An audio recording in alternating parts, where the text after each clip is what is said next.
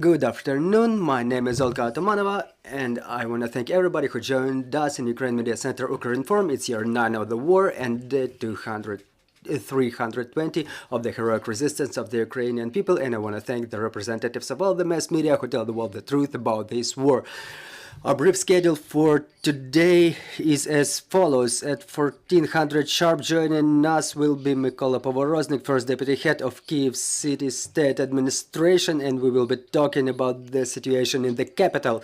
At 1430, joining us online will be Ivan Fedorov, the mayor of Melitopol, and we will be talking about the situation over there.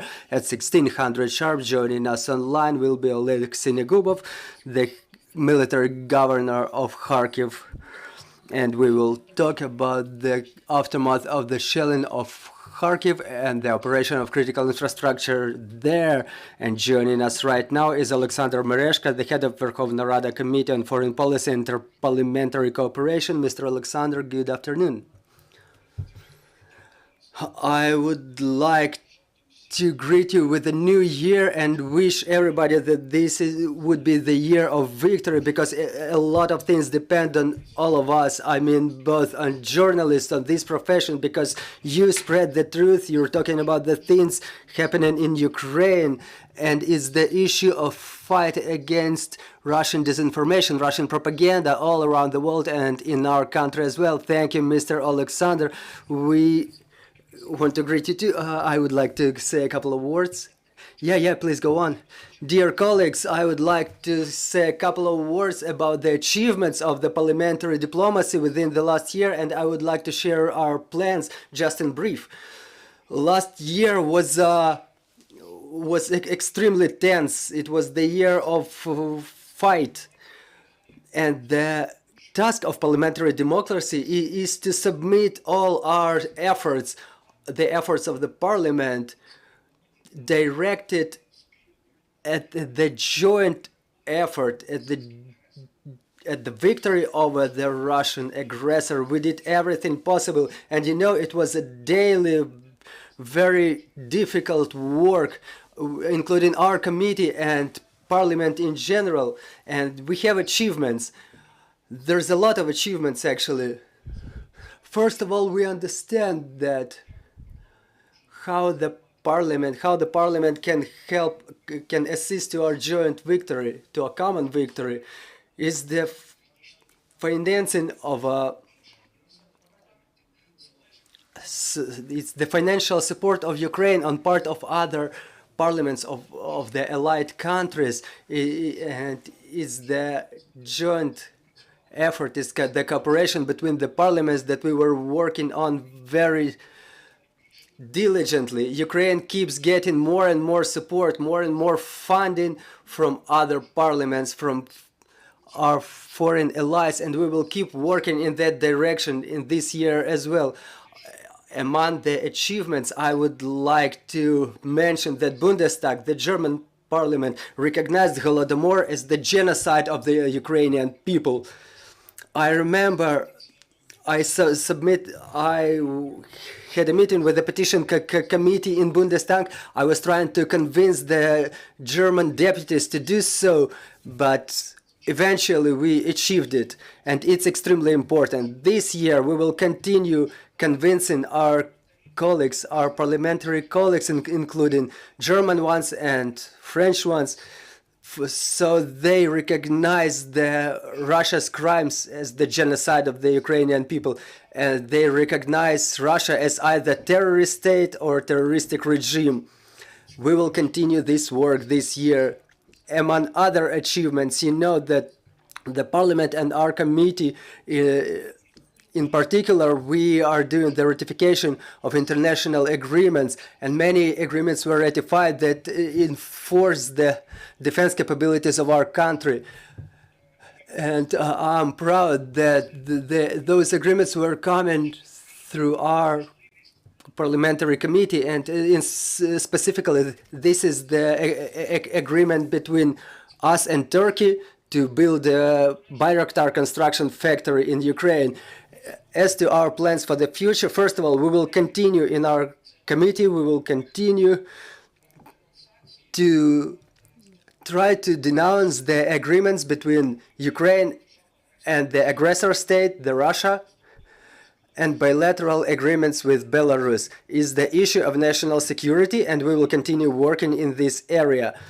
We have certain plan of legislative actions in this area, and we will continue reviewing the law on diplomatic service, because that law was created in during peacetime, and it does not take into account any aspects related to the martial law. And we will develop the amendments to this law, which would optimize and reinforce the activities of the representative offices of Ukraine abroad. We will work on amending the legislation on trans-border cooperation. Besides, our plan of legislative work contemplates the ratification of a number of international agreements, for example, the international adoption legislation, the Convention on the Maritime Employees, and the agreement between the United States and Ukraine regarding the persons who are on travel. So we will continue our activities in terms of interparliamentary assemblies, bilateral, multilateral. Last year we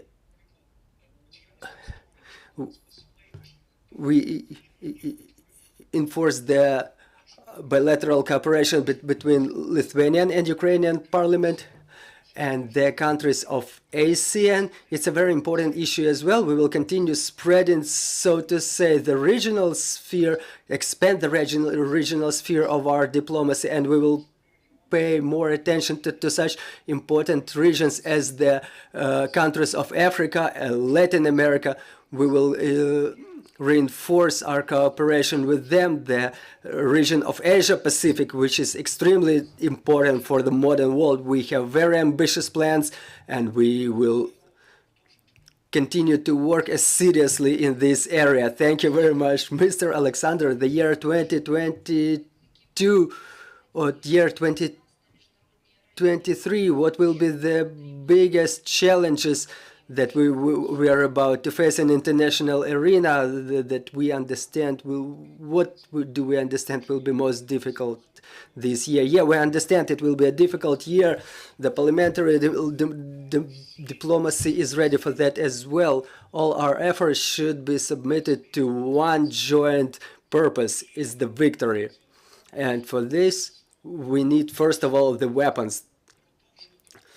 We need to keep convincing our allied countries such as Germany and France to provide more of modern, up-to-date weapons, tanks, long-range artillery, military aircraft. That should be our top priority, and we will continue doing that. We will continue holding joint meetings with the committees of the foreign countries, our delegations, our friendship teams, interparliamentary committees will take care of this issue. Another issue is the continuation and the increase of the funding of provision of financial and economic support to Ukraine. It depends on the parliaments of other countries of our allies, and we will work in that direction too. Another important issue is to do so that the issue of Ukraine's fight with Russian aggression remains on the agenda of all the countries all the time, at all times, so that the phenomena of tiredness would not have emerged.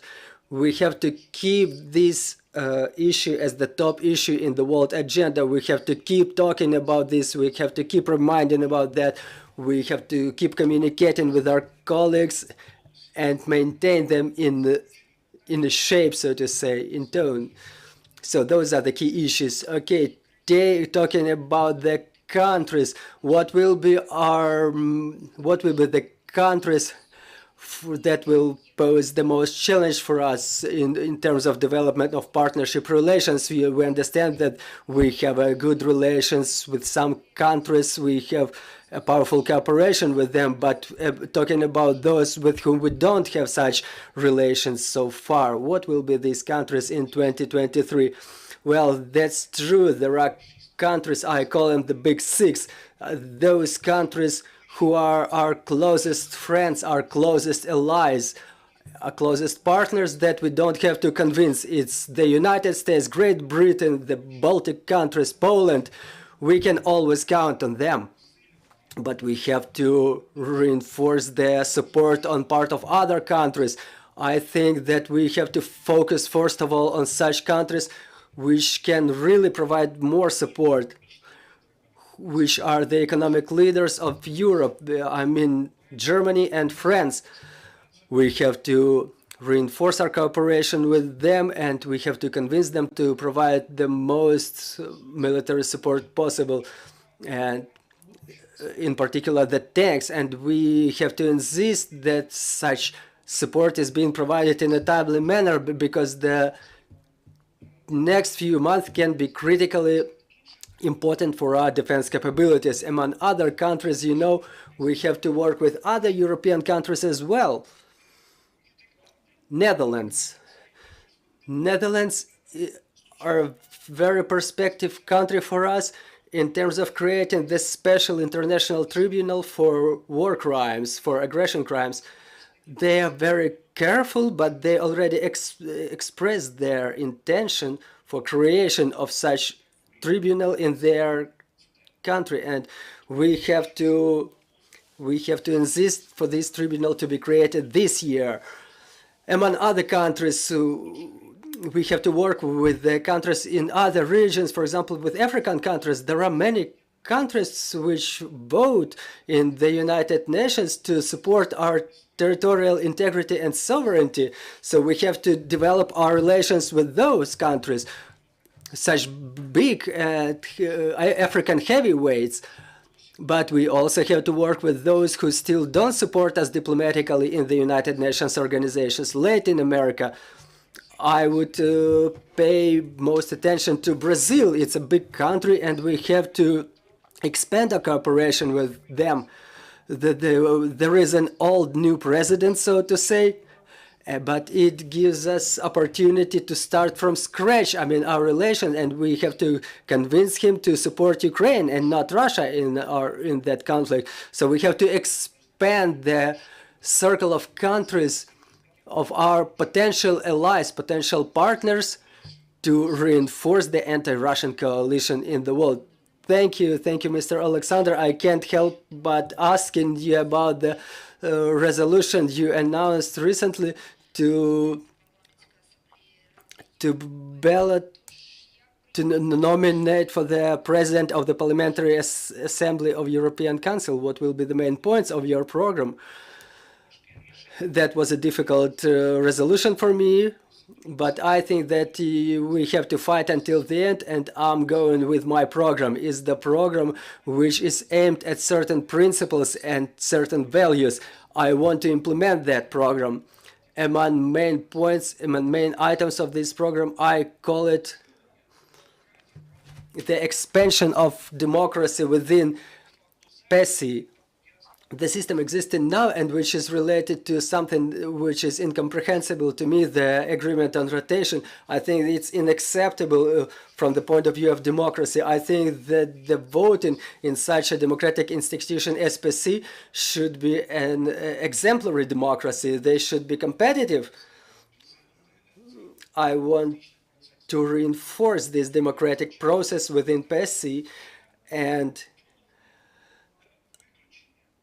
the main important issue is the full exclusion of any Russian or pro-Russian forces, narratives, influences from the Parliamentary Assembly of Council of Europe and Council of Europe in general. We know that we were able to exclude the aggressor state from PESI, but it's not enough. There are certain influences remaining, and we have to show resolution and to clean passive from these Russian and pro-Russian influences at all, because the history may repeat itself, unfortunately, because some influences are still remaining there. And the last aspect I would like to pay attention to in my program, I think that PESI should also take care of the issues of expansion of the sphere of protection of human rights. For example, if there is a crime against human rights, such as genocide, is committed in the territory of the country other than the country of the European Union, but if it has consequences in European Union, we have to react to this. We have to fight the violations of human rights with the help of the mechanism of the European mechanisms available to us. And we may show an example of the systematic violation of human rights in Iran, for example. So these are the key 3 items of my program. Thank you, Mr. Oleksandr. Dear colleagues, if you have any questions, please introduce yourself. Ukrinform, Natalia Movchanova, you already touched a little bit of the plans for 2023. Maybe you could say a couple of words about how the work will be built in terms of recognition by the foreign parliaments of Holodomor as a genocide and today's war as a genocide, how the world politicians perceive these calls from Ukraine as to recognition of Holodomor as a genocide. First of all, I want to remind you that resolution was going through our committee, first of all, and last year the Parliament adopted 2 resolutions. First, maintains the call to all the parliaments of the world to recognize the Holodomor as a genocide of Ukrainian people. Another resolution contains the calls to recognize the crimes committed by Russia today as a genocide of Ukrainian people. So I think that those 2 resolutions, the recognition of Holodomor and recognition of the crimes which are being committed now, they are very important and they are interrelated because they are the 2 parts of the single policy of genocide that Russia traditionally, historically implemented against Ukraine and Ukrainian people. And we can clearly see this right now. Last year, every time when we were meeting online with our colleagues, with the heads of the committees on foreign affairs, our committee had joint meetings with the Interparliamentary committee, with the parliamentary committees of other countries. We always touched that issue. We asked our colleagues to adopt the relevant resolutions in their parliaments. Well, the reaction was different, you know. Someone responded and adopted such a resolution. And I want to emphasize that the circle of these countries keeps expanding. I want to remind you that Germany adopted relevant resolution on recognition of genocide of Ukrainian people. And it's a breaking point. It becomes a precedent for other countries. It becomes an example for other countries. And we will appeal to this example. And we will continue insisting that the most parliaments possible adopt a resolution like that. Our delegations which visit other parliaments in other countries, interparliamentary assemblies, we will continue to put this issue on vote in our friendship teams. They play an important role when they have joint meetings, when they meet their colleagues from other parliaments. They always touch this issue. Thank you, Mr. Oleksandr. Any more questions, dear friends? Well, we have no more questions in the studio. Mr. Oleksandr, we appreciate your time. Thank you for joining us. Our translation, dear colleagues, I'm reminding you, joining us was Oleksandr Merezhko, the head of Parliamentary Committee on Foreign Policy and Interparliamentary Cooperation. Our next briefing is at 1400. Joining us will be Mykola Povoroznik, First Deputy Head of Kyiv City State Administration. And we will be talking about the situation in the capital, so bear with us. Glory to Ukraine.